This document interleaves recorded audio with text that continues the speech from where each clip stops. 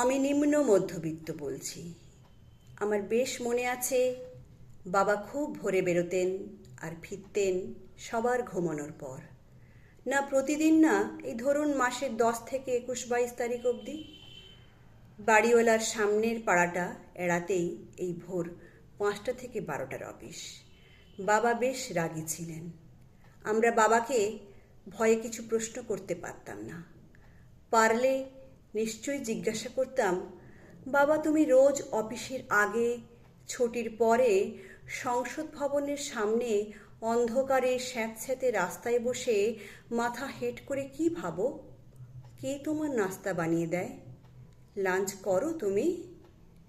বাড়ি ভাড়া দেওয়ার তারিখ উত্তীর্ণ হলেই আমরা দুই ভাই গিয়ে দাঁড়াতাম বাড়িওয়ালার সামনে করুণ মুখ করে। উনি গলে যেতেন।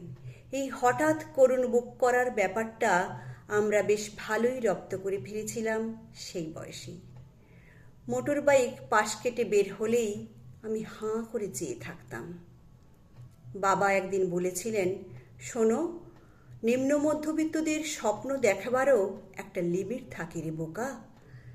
জবাবে বাবাকে সেদিন চমকে দিয়ে বলেছিলাম, বাবা, জীবনের মৌলিক চাহিদাগুলো অপূরণের আক্ষেপ থেকে জন্ম নেয় সুপ্ত বাসনাগুলি যদি হঠাৎই ঘুম ভেঙে লাফ দিয়ে জেগে উঠে হাত ধরাধরি করে হাঁটতে চাও, সেও কি নিম্ন মধ্যবিত্ত হিসাবে অন্যায় সামিল হবে, নাকি সে বিত্তশালী হয়ে ওঠার ধৃষ্টতা দেখাবে? বলেই ভাবলাম, কি যে সব ভুলভাল বকে ফেললাম বাবার সামনে। বেশি বলে ফেললাম না তো? আমি নিম্ন মধ্যবিত্ত পরিবারের ছেলে। শিক্ষা, সততা আর আদর্শই যাদের একমাত্র সম্বল, তাদের অন্তত বাবার মুখের উপর এমন তর্ক মানায় না।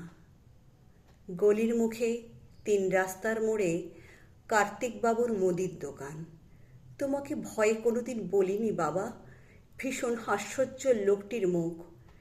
আষাঢ়ের আকাশের মতো গোমড়া হয়ে যেত আমাদের বাকির স্লিপ ধরা হাতগুলো দেখলে। একটা লজেন্সও কোনোদিন চাইতে পারিনি বাকির খাতার কারণে। বাকিতে মৌলিক চাহিদা মেটাতে মেটাতে শৈশব যে কোথায় ছুটে পালিয়েছে তা টের পেতে পেতে তখন আমিও এক বাবা। চালের ময়দার ঠোঙাগুলোকে কেটে কেটে সেলাই করে খাতা বানাতাম। বছরের শেষে আবার সেই খাতা বিক্রি করে নতুন ক্লাসের সেকেন্ড হ্যান্ড বই কেনা হতো। নতুন বই কেনার কথা তো কোশমিন কালেও ভাবতে পারিনি। আমিষবিহীন পেঁপে ভাজি, আলুর ঝোল, বেগুন ভর্তা খেয়ে খেয়ে কত দিন রাত পার করেছি। অন্য কিছুর চড়া আঁচে আমাদের বাজারের ব্যাগ জ্বলে যেত সেই সময়। অন্য কিছুর সামর্থ্য ছিল না বলে ঈদের পরবে জুটেছে 2 পায়ে ফার্মের মুরগি। আমরা পিঠে পিঠি 2 ভাই একটি শখের জিনিসের প্যান্ট কিনতে পেরেছিলাম 300 টাকা খরচা করে, তাও 1 মাসের একটি টিউশনির বেতন দিয়ে। মা সেটা আলমারিতে তুলে তুলে রাখতেন। যদি কোথাও নেমন্তন্ন পড়তো, আমরা ভাগ করে নিতাম কে গায়ে হলুদে সেটা পরে যাবে আর কে বরযাত্রীতে যাবে। এমন কোনো অনুষ্ঠান ছিল না আমরা 2 ভাই একসঙ্গে অ্যাটেন্ড করতে পেরেছি। উপহার কেনার সামর্থ্য কোনোদিনই আমাদের ছিল না, তাই শুধু বরযাত্রী বা গায়ে হলুদেই যেতাম। আমি একজন নিম্ন মধ্যবিত্ত পরিবারের সন্তান, যাদের কোনো চাহিদা থাকতে নেই।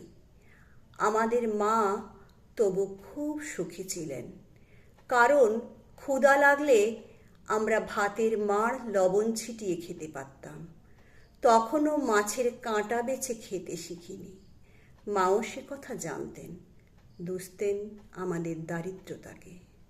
আমি দিব্যি পটলের তরকারি দিয়ে আয়েশ করে খেয়ে ওঠার ভান করাটা শিখে নিয়েছিলাম। স্কুলের টিফিনের জন্য জেদ করেছি কিনা ঢের সন্দেহ আছে। স্কুলের মাইনে দেওয়ার 7 তারিখ পার হলেই ঝন্টু স্যার দাঁড় করিয়ে রাখতেন 1 পিরিয়ড প্রতিদিন। জানলে বাবা যদি কষ্ট পায়, তাই বলা হয়নি সে কথা কোনো দিনই। প্রায় হাঁটু ছিলে দগদগে ক্ষত নিয়ে ফিরতাম ফুটবল খেলে। গভীর রাতে আমরা ঘুমিয়ে পড়লে বাবা এসে কেরোসিন লাগিয়ে দিতেন অ্যান্টিসেপ্টিক হিসাবে।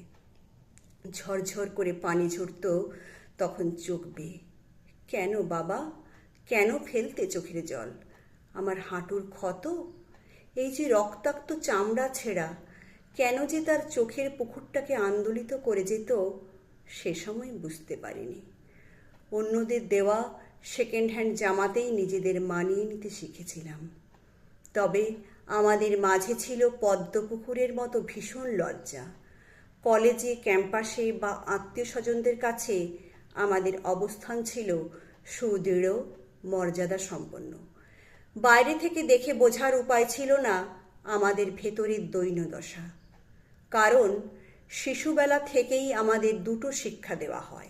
এক, আমরা নিম্ন মধ্যবিত্ত পরিবারের সন্তান, আর দুই, আমরা সম্ভ্রান্ত পরিবারকে ধারণ করি।